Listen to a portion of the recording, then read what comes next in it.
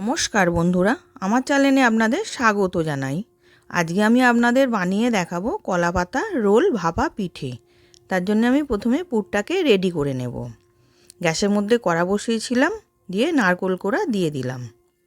একটা গোটা নারকেলকে কুড়ে রেখেছিলাম, সেটাকে দিয়ে দিলাম। এবার ওর মধ্যে আমি খেজুরের গুড় দিচ্ছি।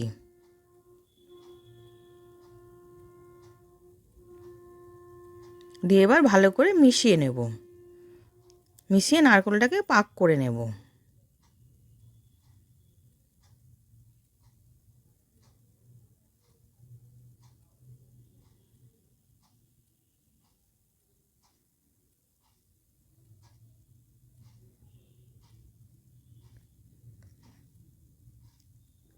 আর একটু ভালো করে নেড়ে নেড়ে আমি পাক করে নেব।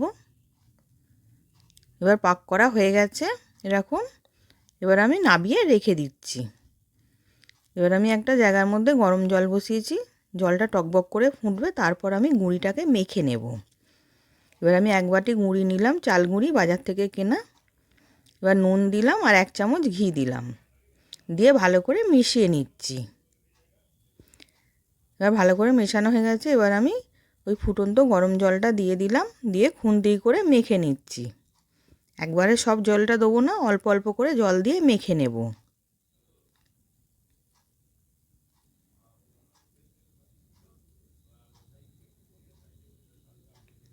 এবার উষ্ণ গরম থাকতেই ওটাকে মাখতে হবে। এবার উষ্ণ গরম আছে, আমি ওটাকে মেখে নিচ্ছি।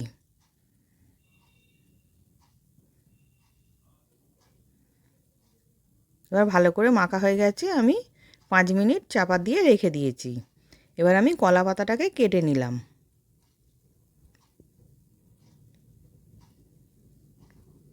এবার নিচের দিকে একটু, ওপর দিকটা একটু করে কেটে নেব। এরকম করে আমি সবগুলোকে করে নেব। এবার সব করা হয়ে গেছে। এবার আমি ওর মধ্যে ঘি মাখিয়ে নিচ্ছি। এবার কিছুটা লেচি নিয়েছিলাম, আমি ওর মধ্যে তেল বুলিয়ে দিয়েছিলাম, তেল দিয়ে আমি বেলে নিলাম। এবার বেলা হয়ে গেছে। এবার আমি কিছুটা নারকেলের পুর নিয়ে লম্বা শেপ দিয়ে দিলাম, দিয়ে এবার আমি রোলটা করে নিচ্ছি। এবার রোলটা করা হয়ে গেছে। এবার দুদিকটা আমি একটু করে কেটে নেব, যাতে সুন্দর দেখায়। এবার দুদিকটা কেটে নিয়েছি, নিয়ে সমান হয়ে গেছে। এবার আমি কলা পাতার মধ্যে মুড়ে নেব।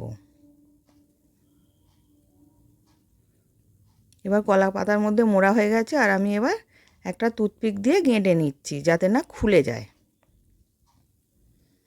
এবার এরম করে আমি সবগুলোকে করে নিয়েছি। এবার গ্যাসের মধ্যে একটা কড়াতে জল বসিয়েছিলাম, জলটা ভালো মতন ফুটে গেছে, আর আমি ঝাঁঝরি থালা বসিয়েছি। এবার ওর মধ্যে আমি রোল পিঠেগুলো দিয়ে দিলাম।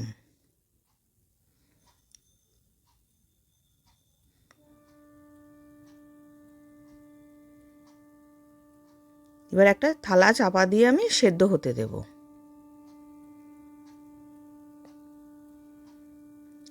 এবার সেদ্ধ হয়ে গেছে, আমি নামিয়ে নেব।